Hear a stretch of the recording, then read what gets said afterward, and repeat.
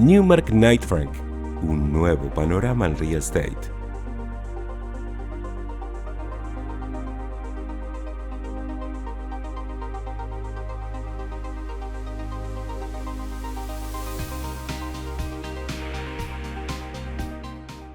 Bueno, y lo prometido, ¿qué va a pasar con el dólar? Le damos la bienvenida a Walter Morales, economista, presidente de Wise Management. Buenas tardes, Walter. Lía Gelfi te saluda. ¿Cómo estás?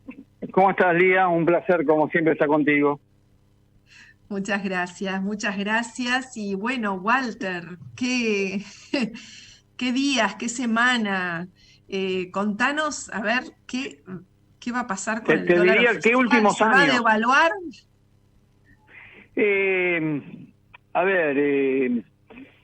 gobierno se la pasa diciendo que no a cada rato, ¿no? Yo creo que si hacemos un índice de cuántas veces un gobierno, no importa, no hablemos de ¿no? Un gobierno tiene que negar que va a haber una devaluación hasta que ocurre, creo que estamos cerca de que ocurra, ¿no?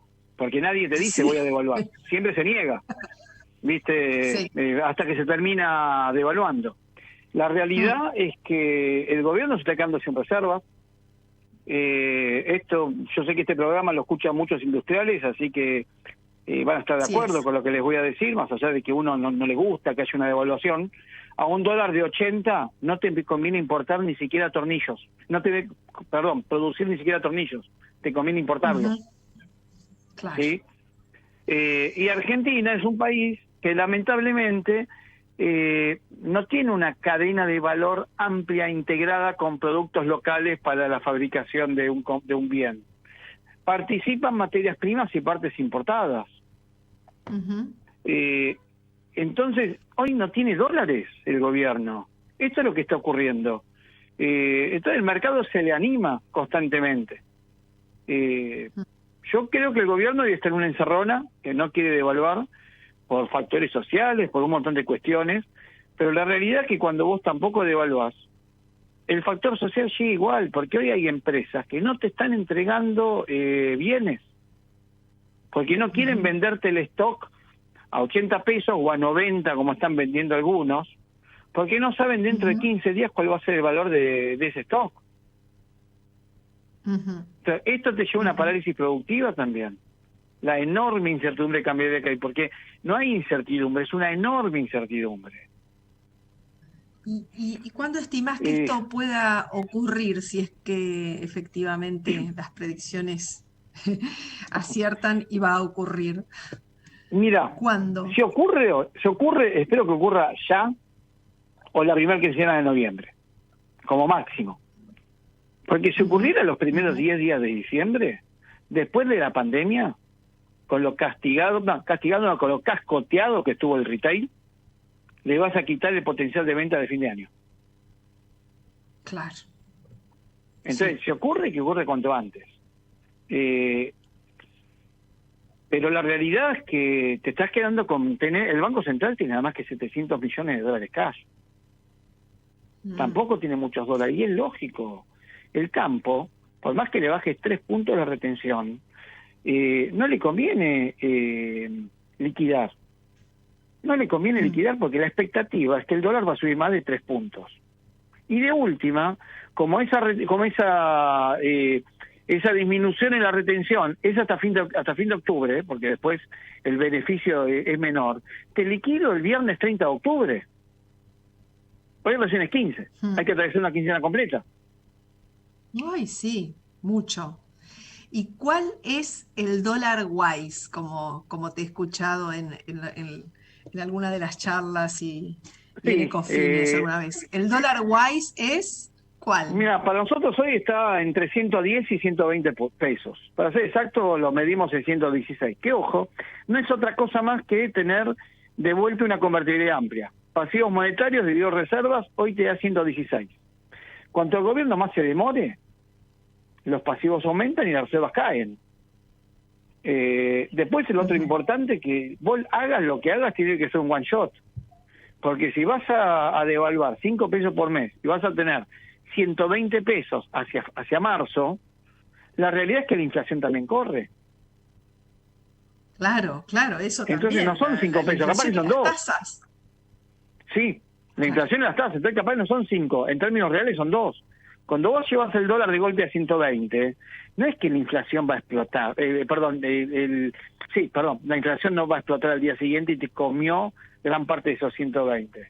Porque muchas empresas van a querer cancelar deuda, porque las tasas también van a aumentar, y como tienen mucho stock comprado con un dólar entre 70 y 80 pesos, te van a vender un dólar intermedio.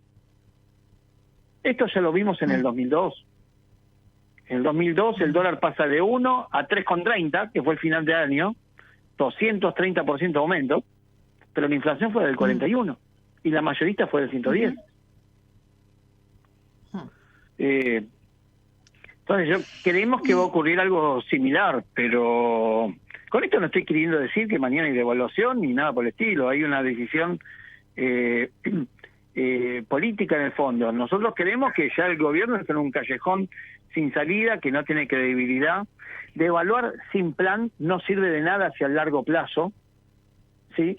Pero en el corto y mediano plazo, devaluar para poner los precios relativos en caja, llevar un tipo de cambio atractivo para que el cambio liquide y vuelvan a subir las reservas. Entonces, hacia enero, con reservas que ya subieron, volver a vender dólares libremente, te asegura que el Blue, el MEP y el contado contra liquidación caen, se achican las brechas y se vuelven a hacer negocios en este país. Aún sin el plan. Porque eso te iba a preguntar, ¿vos crees que hay plan?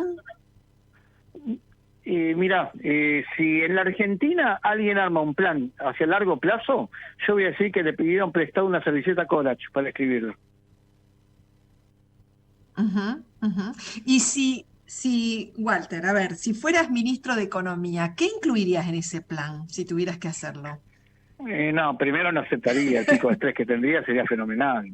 ¿Quién va a la silla eléctrica? No, a ver, el problema es instrumental el tipo de plan. A ver, la Argentina no tiene ni va a tener un escenario pro negocios cuando vos por cada 100 pesos que facturás entre impuestos nacionales y provinciales, 57 se los pagas al fisco. ¿Sí? Y previsionales también.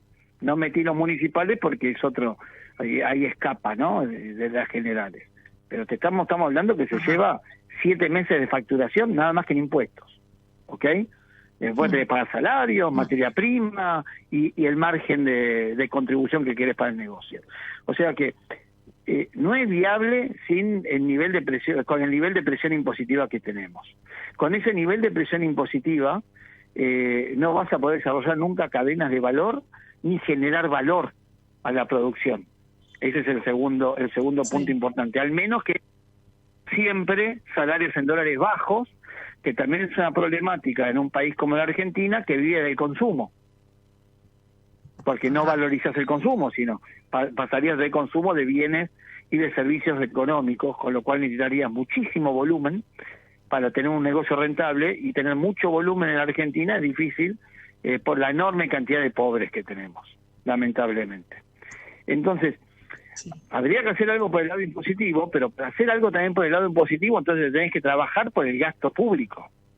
El gasto público en la Argentina es intocable. Lamentablemente, hay que decirlo, es intocable. Todo el mundo se llena la boca del gasto público. Y además con la crisis sanitaria, además aumentó, digamos, porque no es que no solamente se corren partidas de un ítem a otro, sino que es necesario que se aumente, así que va a ser imposible, como decís, bajarlo. Pero, a ver, yo lo que le digo, y esto que no me malinterprete la audiencia, es la excusa, ¿sí? Porque que había que aumentarlo no cabe ninguna duda, ¿ok?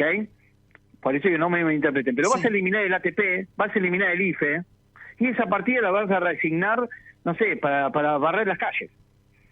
Se va a gastar en otra cosa, no se va a ahorrar, porque en este país ningún gasto que vos vas a eliminar público se reasigna en otra partida.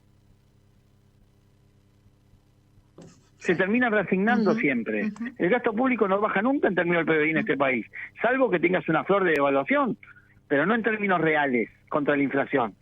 Entonces después, cuando el dólar se vuelve a trazar, contra la inflación volvés a tener un gasto público fenomenal. Por eso los impuestos no bajan nunca en este país. Fíjate que ahora en vez de, se pone siempre el carro delante del caballo. Sobran pesos en Argentina. Entonces, en vez de estar pensando en un aumento de la tasa de plazo fijo para atentar a los que pueden invertir, de que inviertan en pesos, el gobierno está pensando en que el impuesto a las ganancias vuelva a ser el 35%. O sea, es el mundo al revés. Sí.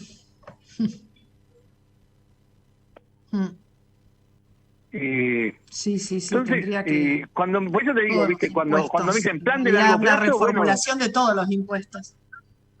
Sí, ¿viste? Por eso te decía, el plan de largo plazo se va a escribir una servilleta de Corach, ¿viste? No veo algo... Y aparte, el plan de largo plazo, cuando no llamas a la oposición para consensuarlo, en un país que cada cambio de gobierno da un giro de 180 grados. Sí, que eso es algo que tenemos que cambiar como país si queremos salir adelante. Así como en el 2001-2002 se dejó pasar una oportunidad única de reeditar el Pacto de la Moncloa, ahora con la pandemia también se dejó pasar esa oportunidad única. Lamentablemente los argentinos nos damos esos shocks importantes para que se nos ocurra la posibilidad de juntar a las 2 o 3 facciones principales para trazar un plan de largo plazo a nivel económico para generar un escenario pro negocios, y ya se dejó pasar la oportunidad.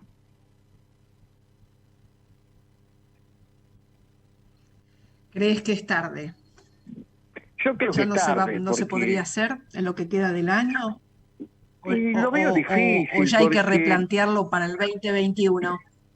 No, yo creo que ya no se replantea, porque yo creo que ajustarse el tipo de cambio, que como siempre dije, no es la solución, pero ajustarse el tipo de cambio, solucionaste los problemas relativos, el campo te vuelve a liquidar, te aumentaron las reservas, en un escenario donde el 2021 sería el último año con un déficit fiscal alto, porque después te empieza a jugar el recorte de la deuda pública que hiciste con la reestructuración, y hasta el 2027 no empezás a pagar intereses de manera importante. Entonces las cuentas fiscales hasta el 2026 incluido te van a cerrar. O sea, el problema viene después. Esto es igualito al 2002. Entraste en default, no empezaste a pagar intereses hasta el 2007. Pues en el 2007 arreglaste la deuda, perdón, no empezaste a pagar intereses hasta el 2009, después te pedí de gracia de 2 años, pero no eran deporte. Los intereses de deporte arrancaron en el 2013, aguantamos 2 años. Porque después tuvimos que empezar a devaluar. Y después volvieron a entrar en inflación, en default de vuelta. ¿Qué es lo que tienen que hacer las empresas en este contexto a nivel, por un lado, operativo y por otro lado, estratégicamente, pensando en el 2021? Vos tenés muchos rubros, muchas empresas con las que estás articulando y asesorando todo el tiempo. Bueno, con algunos casos concretos y ejemplos, ¿qué es lo que se podría hacer? Hoy están las empresas muy atadas de pie y mano, porque, a ver, todas las empresas tienen 2 gastos importantísimos. Uno es todo lo vinculado a la producción, ¿sí? Materia prima, partes, lo que sea, que vos lo ajustás por una cuestión de demanda. Te cayó el mercado, compras menos, ¿ok? O podés cambiar la calidad para que te aumente el margen si tenés caída de ventas. El otro, pero eso lo ajustás por mercado, en definitiva. El otro es la mano de obra. Mano de obra no puedes ajustar. Hoy tenés todos los impedimentos legales que todos conocemos. Entonces lo único que puedes recortar es el café, el diario y buscar un contador más barato. Para así hacer muy a grosso modo. Entonces, las empresas hoy tendrían que estar pensando te diría en tres aristas. La primera es ver cómo se insertan en nuevos mercados o nuevos productos, ¿sí? Porque pueden ampliar la oferta, yendo hacia productos más rentables, ¿sí? Si no tienen productos de alta rotación que no son rentables, que no son tan rentables, yo los miraría con cariño, porque hoy seguramente tengo mano de obra ociosa, porque las ventas me cayeron un montón y no pude ajustar la dotación de personal. Entonces, eso lo miraría con cariño, pero es para, digamos, para pasar este trago amargo, nada más. Pero tendríamos que migrar Sí. hacia ver qué podemos agregar valor para defender el EBITDA. Creo que eso es clave. Y hacia mediano plazo creo que hay dos cuestiones o tres que son mandatorias. La primera es empezar a pensar cómo vamos hacia estructuras mucho más flexibles, porque la Argentina no es negocio tener grandes estructuras con la presión fiscal que tenés. El segundo es cómo invierto en automatización para bajar costos de producción. Hoy parece una mala palabra pensar en invertir, pero en algún momento los bienes de uso se nos ponen viejos, y vamos a tener que pensar en cambiar. Entonces vamos a tener que estar pensando en automatizarnos. Y el tercer punto es, cuando esto se reactive, porque tampoco las caídas son eternas, y empecemos a tener un 70% del uso de la capacidad instalada, hoy estamos entre el 50 y el 55, no volver a cometer el error de ampliar la capacidad instalada. Hay que buscar fazón. Hay que buscar fazón. La Argentina es un país totalmente cíclico. Cíclico, lamentablemente, dentro de un círculo vicioso, no de un círculo virtuoso. Sí, bueno, justamente en los parques industriales se está generando una tendencia de instalar y crear zonas para micro y pequeñas empresas. Yo creo que esto que vos decís, esto de generar cadena de valor con todos tus proveedores y hacer sinergia, va a ayudar a que tal vez, ¿no? Que se creen algunas micro y pequeñas empresas y que las medianas y las grandes se apoyen también en ese ecosistema. Sí, pero volvemos al inicio. Tenés dos limitantes: presión fiscal enorme y mercado muy chico. La Argentina es un mercado muy chico, por eso hay que mirar hacia afuera. Con este tipo de cambio no podéis mirar hacia afuera nunca. Y la Argentina no es un país que se destaque a lo largo de su historia económica por tener un tipo de cambio real alto y defenderlo capa y espada. Justamente todo lo contrario. Llega un tipo de cambio real alto, producto de una devaluación potencial que se puede venir, porque ya no tenemos reservas. Lo disfrutás 2-3 añitos y después el tipo de cambio dejás que se caiga en términos reales para que aumenten los ingresos en dólares de la población y nos sintamos ricos por un lustro. Pero que en realidad es mentira. Sí. En fin, hay que cambiar muchas cuestiones de fondo. Mucho que pensar. Sí, hay que cambiar muchas cuestiones de fondo en la Argentina. Sí. Muchísimas cuestiones de fondo. Por eso yo siempre insisto a las empresas: busquen nichos. Siempre pongo un ejemplo porque es claro y lo vemos. ¿Por qué populan tantos negocios de pet food en la Argentina? Porque es un negocio con un EBITDA alto. Porque tenés mucho margen. Entonces, hay que buscar negocios rentables. Obviamente, si todo el mundo se va a ese mercado, se va a estar vea y los márgenes terminan cayendo después, ¿no? Pero hay que buscar negocios rentables, hay que estar descubriendo los nichos permanentemente. Hay que buscar los nichos o inventar nosotros un producto o un servicio que podemos agregar a nuestra oferta de productos que puede ser consumido por nuestros clientes. Esa es otra cuestión también que uno tiene que estar pensando en avanzar. ¿Qué es lo nuevo que ya a mi cartera que me distingue de la competencia y en el cual puedo generar valor y tener un EBITDA alto y colaborar a la mejora de los números de la empresa?